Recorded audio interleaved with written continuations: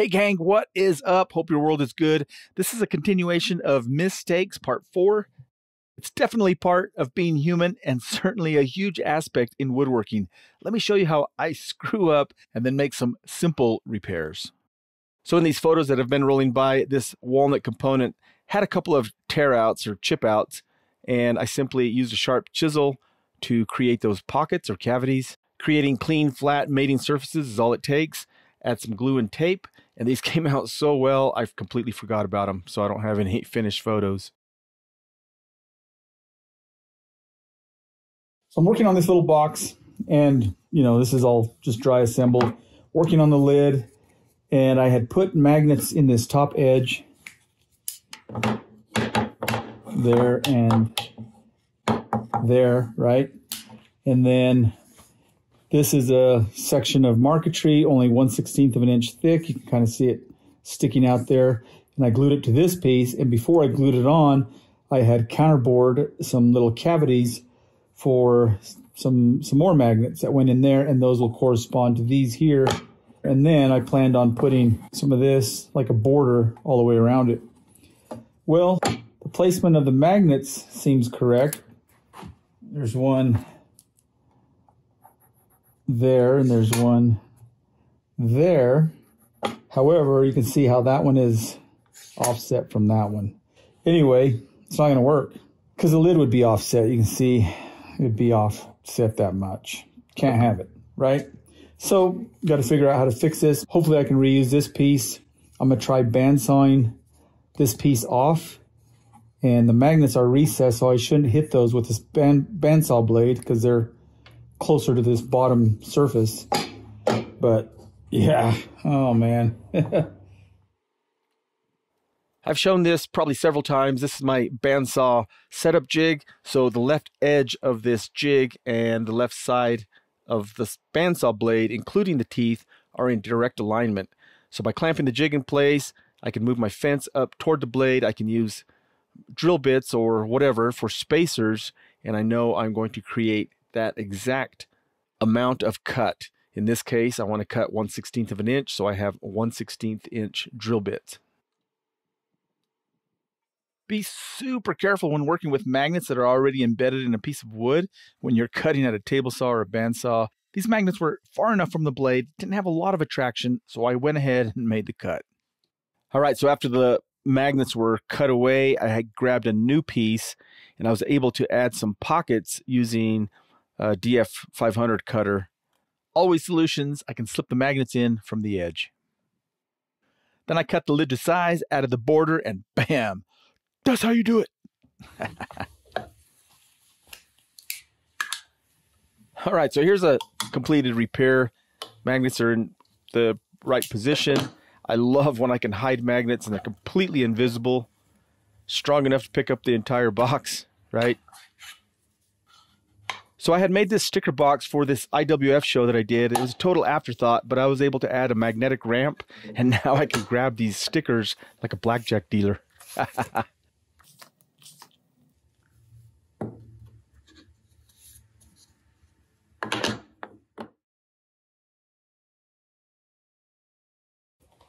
So I'm cutting some mortises and tenons, and this component, of course, goes into there. Actually, this end. And it fits really well, but I goofed. I had put a line from that end to here, 24 5/8, and then this was supposed to go to one edge of that, but I went this direction. It needs to be that direction. And it does matter, so I'm going to have to recut a mortise and then plug this. No big shake. We can fix it. Super easy repair at the panel router, and you'll notice the grain direction, right? It's not end grain showing like a traditional tenon. All right, got the mortise cut in the right place. So I went ahead and cut two with slightly different settings. And I think that one might be a little loose, and this is the one that's going to be right. So I should mark these so I don't plug the wrong one. Oh, man.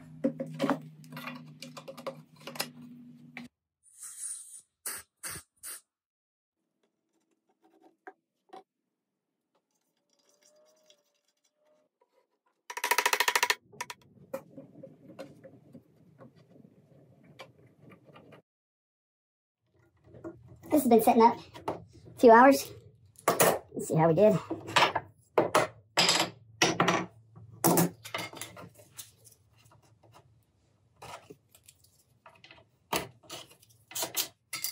Okay.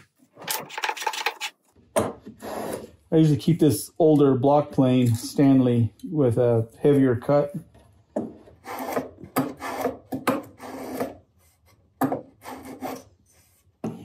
Actually, this grain on this main board is going the other way, so better go this direction. That's it. Looks pretty good.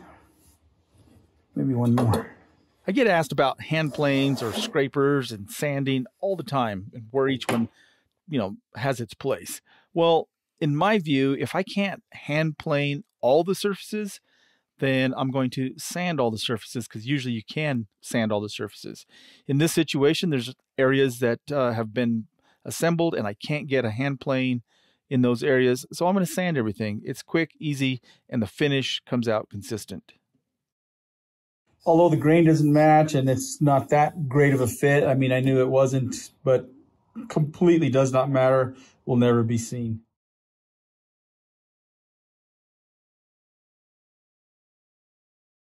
So I'm cutting some dominoes in the end of this. This is a rail to the top of a headboard, and this was too wide. It was 3 inches before I cut it down to this size, and I put a domino in there, so it's in the wrong spot. No big shake, I just plugged it, and I'll get that flush. Lots of ways to do this. Block plane, that would work, right? Well, I have to sand the bottom of this anyway. I've got pencil marks on here. This has been ran through the joiner, then the planer, so it has, mill marks. That all has to come out. So I'll break out the versatile and glorious belt sander.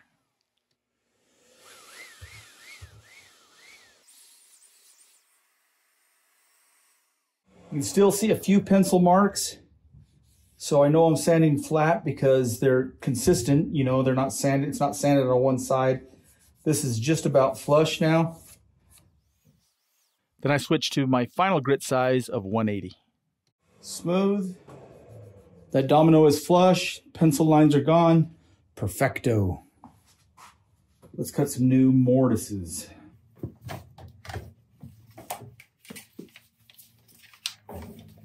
In case you haven't seen it, this is my new dock plate.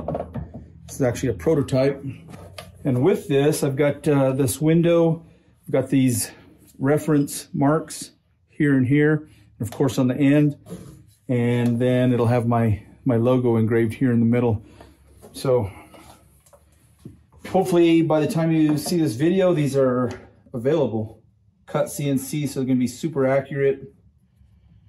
I don't have time to make them anymore. But anyway, exciting. All right. Since I don't keep my machines in their sustainers, I had actually forgot that Festool provides a small angle, but it's really small, it's plastic, and you can't really clamp like you can with mine. So yeah, I love this thing, use it all the time. All right, that looks better.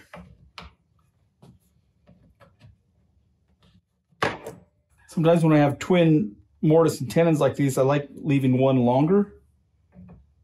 These are actually the same length because they're floating, but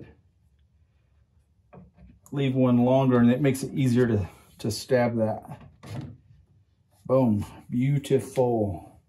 He means, yes, the same length, but leave one protruding longer.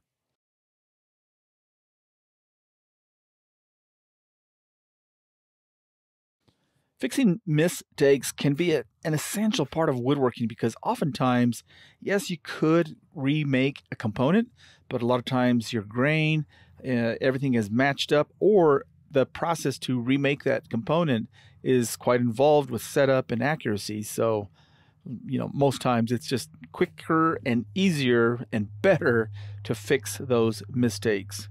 I like to say, take one, take two, as many takes as it takes. All right, so here I'm trying to find some grain that's going off at a slight angle in relation to the corner, because I know when I split it, it's going to act like that. And there we go. We can make that work. Yeah. I'm not really sure what's going on with the lighting there. It's like the camera is struggling or something. But anyway, so yeah, I need another flat reference, right? Flat face. So just hit it with a block plane a couple of times without slicing my finger. That's going to work well. I'd love to hear your thoughts on screw-ups or mistakes, you know, why you fix them, when you fix them, how you fix them, the reasons you fix them. Over the decades, I've been able to kind of change my mindset about how I view them, and I try to not get upset. I just move on, fix a mistake, and be done. So here's that piece after the glue is dry and everything's been planed and sanded flush. Can't even tell, right? Perfect.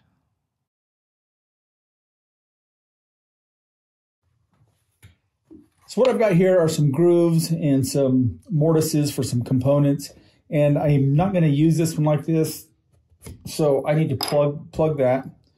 Pretty easy to do. And so I just took a piece, cut it at the table saw. This is the bottom size. I have it marked. It's slightly too big, and I want to cut this at a slight bevel like this. And so what I do is just with a hand plane, handheld, and this is just barely protruding. What I want to do is just cut maybe 1/3 of it off the bottom right there. So I'm just going to run that through a few times, and I'll work my way toward this top edge. And essentially what I'm doing is creating if you looked under magnification, it would be a tiny little rabbit. So it's cut at this bottom edge, right? And I can just keep doing that. And then finally I can make a full width pass to clean up all those little grooves. Or steps. You can see it's just barely shaving anything. And with that, I start to get this taper on here, and they'll just create a nice tight fit. So I can do that on both sides. Work my way across. If I was to check this now, these would be at a square, which is ideal for what I'm doing here. This plug doesn't need to be all the way, you know, full depth. It's just to hide that. And this will never actually be seen. But anyway.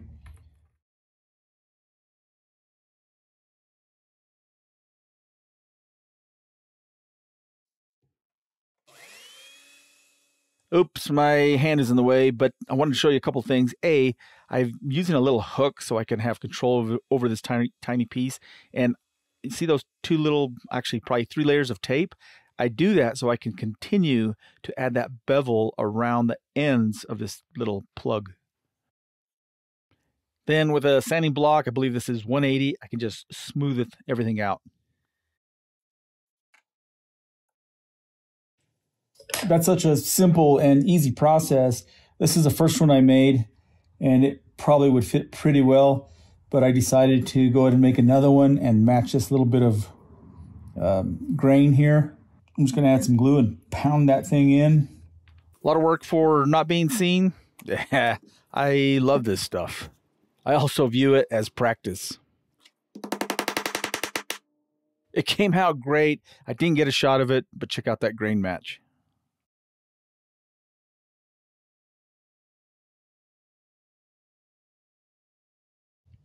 I don't know if this really classifies as a mistake or just something that is almost inevitable, where you get little splinters. No big shake, but what I wanted to show you is a candy wrapper. You know, even if it gets glue, it doesn't start to swell like a piece of paper will. And so you can just get glue in right in that crack, and that works really well. Now I got this little shim that I'm going to put in here that has clear packing tape on it, of course, so that I can tighten that up. And then with a thin shim, I can just wedge that over.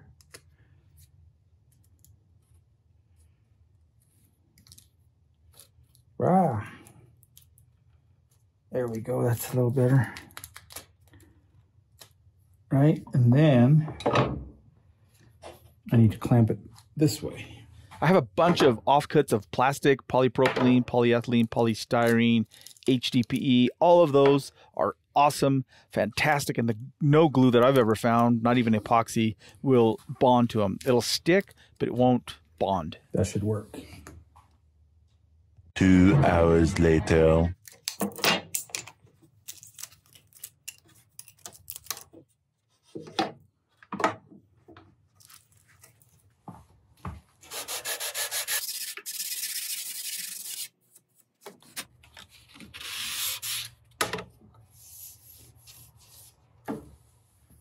Let's see if this shows up. So right here, I had 3 little slivers. They were just raised up.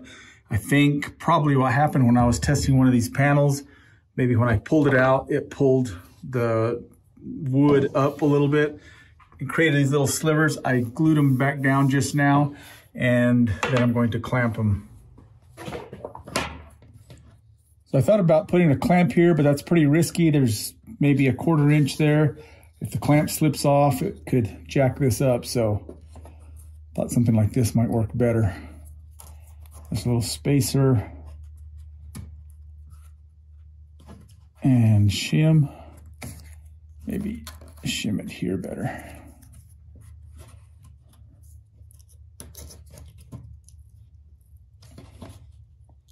That should work. Always ways to fix things, yeah?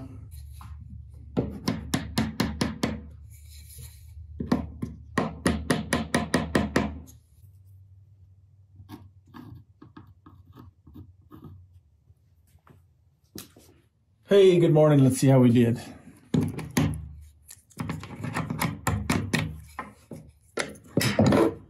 Rah. Looks a lot better. A little bit of glue there. Take a little sanding block and kind of blend that. I have a new piece of 180. I should have used a worn piece or a used piece. It's kind of scratching that, but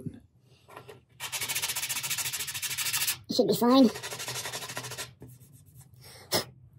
looks a lot better. All right, here's a shot of that bed, nightstands, after I got all the screw-ups out of the way. I mean, mistakes.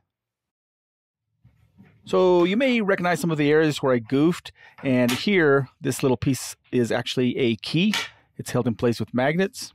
I can put it on this style somewhere in the middle. It will release a latch, magnetic latch. You can see a little ebony inlaid dot on one end. I'll show you why in a bit. Disguised as a panel, but once you release, it's actually a door. Gives the customer some hidden storage underneath the mattress. And here you can see that key in action. It just literally attracts, actually it repels the action of that magnetic latch. And boom, we're locked. I love stuff like that. The 2 magnets that keep this key in place are actually offset, and what that does is it drives this piece downwards, and so it eliminates the gap. There's a slight gap at the top, which is really not noticeable, but I wanted it to have enough slack so it would be easily removable. Oh, and the ebony dot designates the top end.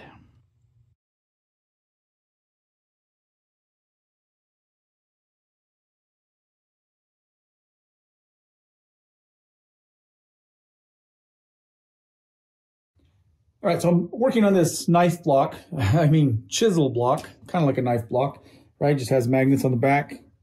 And it's going to get a border, this material, all the way around. Has this rabbet. This still needs cut to width, but essentially that would go there like that. And I kind of goofed. I was using this smaller chisel to lay everything out. And that would go like that, and this frame border would be here. I thought that'll work perfect, and I cut the height. Then I realized these wider chisels are longer, and that's just maxed out, so won't work. So I'm just going to add some Baltic birch strips, top and bottom. That'll give me the height I need, and this rabbet will still accommodate that strip that I add, and we'll be back in business. Yeah, things happen, right? Well, that was a super easy and effective fix, and the only time you'd notice the problem is if this thing came off the wall and you saw the back. But yeah, turned out great.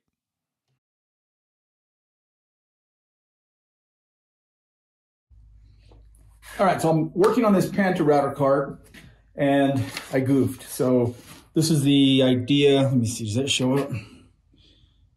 Yeah, so it's gonna be drawers on this side. This is where the operator, me, would stand.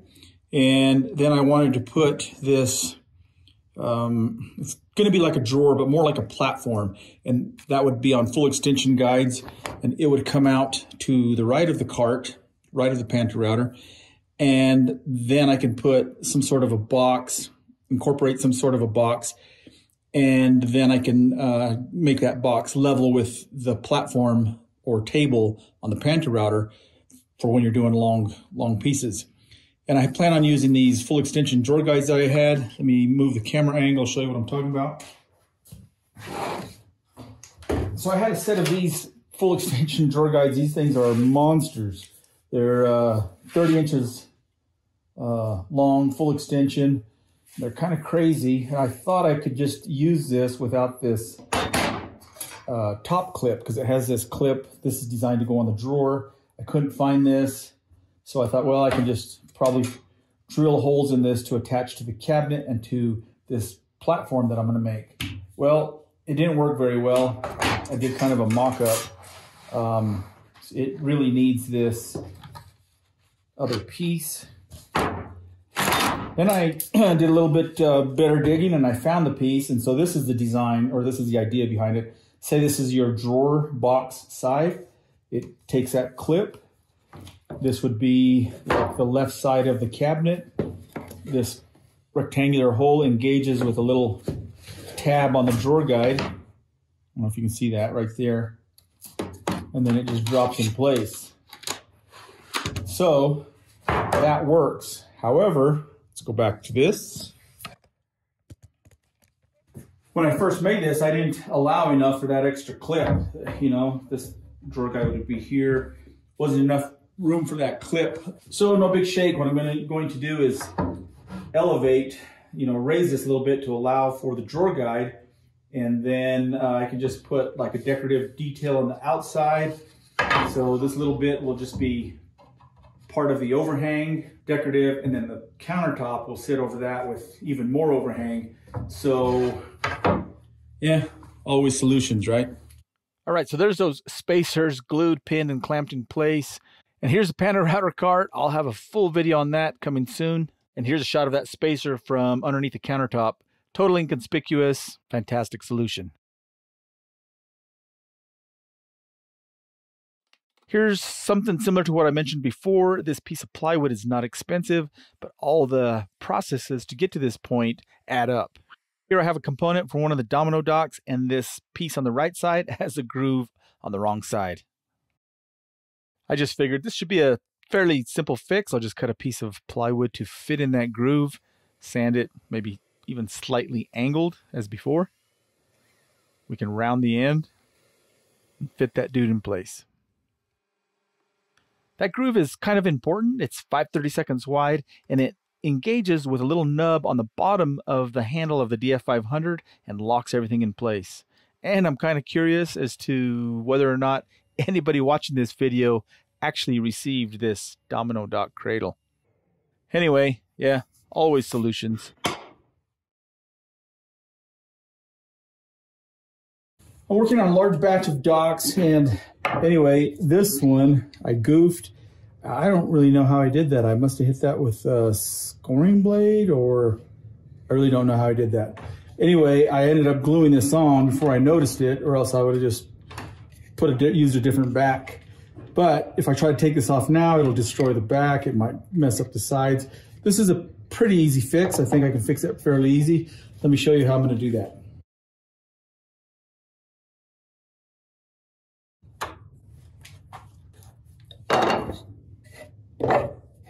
Okay, so I've got a little plunge router in this base. I think I did a video on this. I don't remember, but anyway, it's simple shop made base, swivel, so I can put a fence near the bit, right? I just have a straight flute I think it's a 5mm bit I was cutting some shelf pin holes with. So that should work pretty well. So I don't know how deep that is. I'm just gonna go maybe an 1/8 inch deep start. Say about that much. Okay.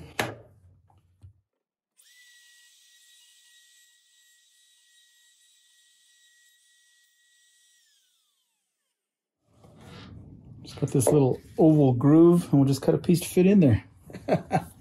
I think it'll work. So you can see I kind of cut that at the table saw, so this little bit of veneer on the outside will kind of line up with the layers. You may be thinking, why not just make, a whole new back, new bottom, and all those parts? Because it's pretty easy and you're not out a bunch of money. Well, the reason I like doing this is because this is good practice to do this for when you're doing something that is going to actually count. With glue-ups with lighter species or even plywood, I like to get rid of those pencil marks. They will melt or transfer with the glue and show up as a black line.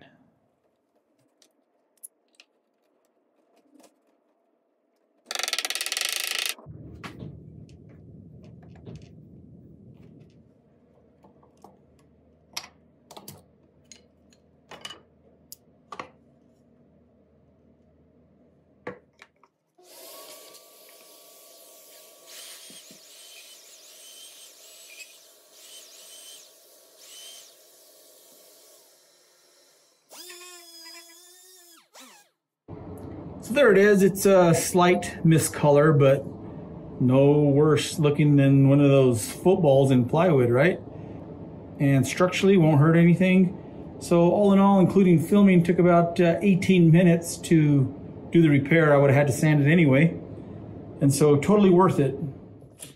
All right, so here's this dude. Had to mark it with tape so I wouldn't lose it, but you can see slight discoloration from different, section of plywood, but certainly looks better than the mistake. So yeah, super easy fix.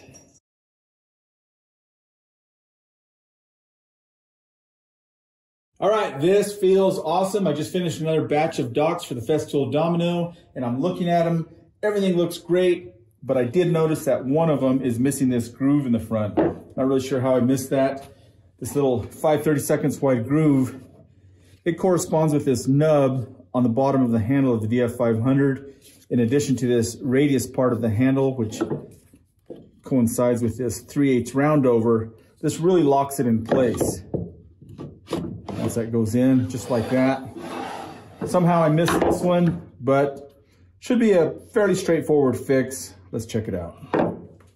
I made a custom base for my router. This is an offset router. This actually uses a belt to offset the router bit from the main shaft of the router. Fantastic tool.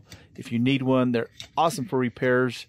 They're actually designed to scribe plastic laminate to a crooked wall, but I don't use it for that anymore. Perfect.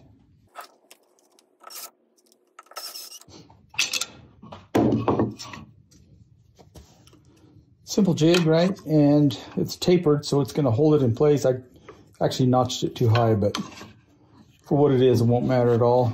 I'll just go in there. That's pretty secure. Let's give this a go.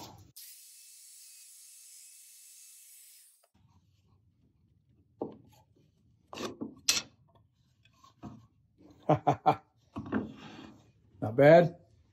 That should work.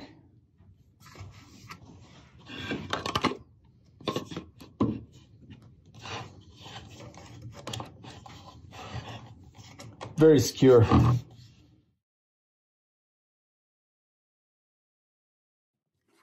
All right, here, this does not show up very good on camera, but I dropped this DF500 dock and it jacked up the cradle part. Beyond repair, I can't sell it like that. So I'm going to put a new one, and this is the process. All right, here at my bandsaw, I've got a tall fence, and typically this anchors down with a couple of, bolts, knobs, threaded knobs. And I typically use this for slicing veneer, right? Thin veneers, shop sawn veneers. So I'm gonna have to clamp this because I'm gonna be moving this out a little bit further to cut this part, the cradle part, off this dock, and I can't go off this face because this is angled at 2 1/4 degrees. So I'm gonna have to go off of this side and that'll work.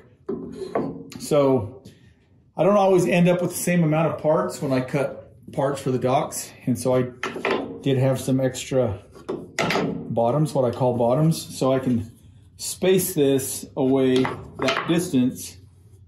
And I can make a cut here and then flip it and cut here because I don't want to cut into this block.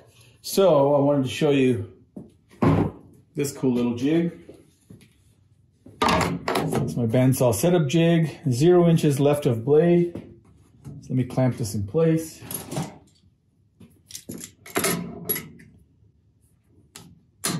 Right there. So now the left side of my blade, including the carbide teeth and the left edge of this jig are in alignment.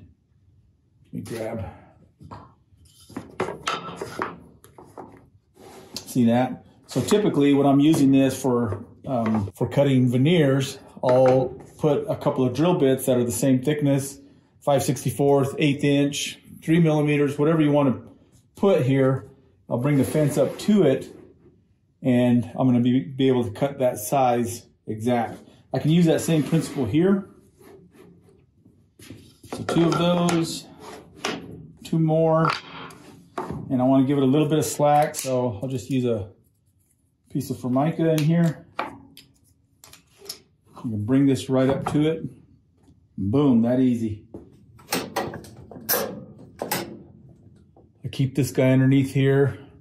This just goes underneath the cast iron between those ribs. I keep a magnet on it. I can just put that wherever I need it.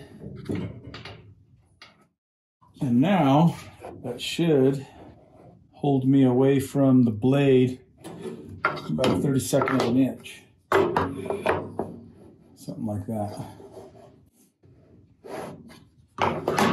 Let's give it a go.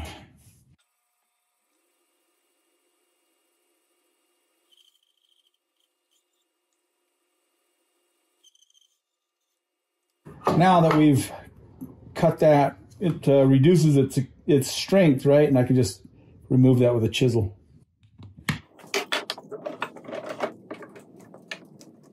If I would have tried to pull that off of there with, remove the screws and just try to pull it off, inevitably it would take parts of this other piece. But you reduce its strength by taking a little at a time. Very effective. And then you can see where it's stuck, of course, right?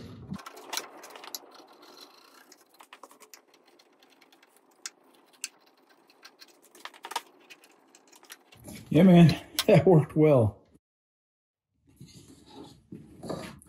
This is a dual purpose jig, so typically when these are being made at this point of assembly, prior to lacquer, I put this in place, I clamp this down.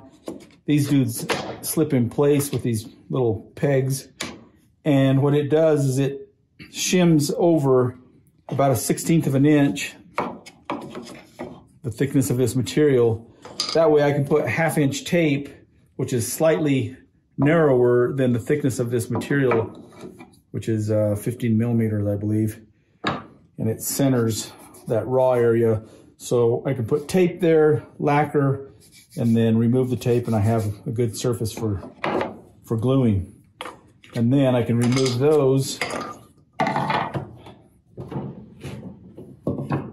This dude goes in here. There's a little bit of a cleat. This guy drops in here. I'm not sure why I'm messing around with this clamp. I usually use just a regular squeeze clamp. New cradle, I ended up with about a dozen of those extra.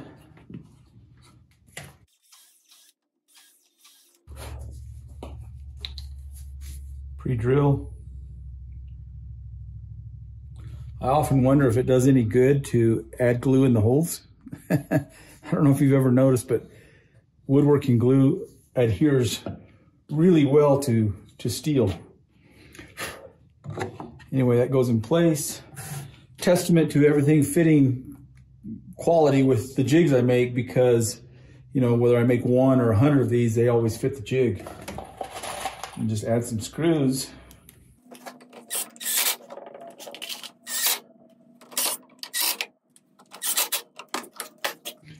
And boom, we're good to go.